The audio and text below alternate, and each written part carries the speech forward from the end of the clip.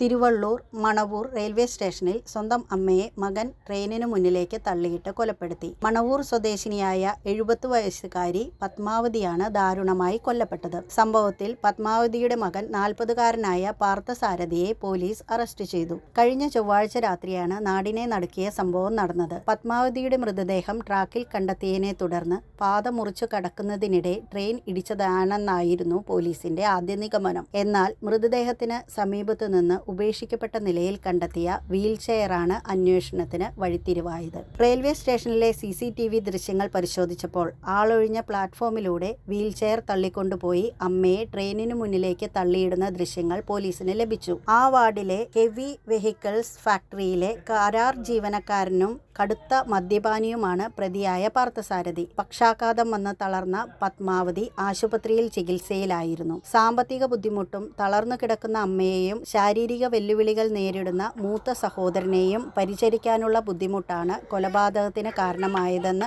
ആ വാർഡിലെ heavy vehicles ഫാക്ടറിയിലെ കരാർ ജീവനക്കാരനും കടുത്ത മദ്യപാനിയുമാണ് പ്രതിയായ പാർത്ഥസാരഥി. പക്ഷാഘാതം വന്ന് തളർന്ന പത്മാവതി ആശുപത്രിയിൽ ചികിത്സയിലായിരുന്നു.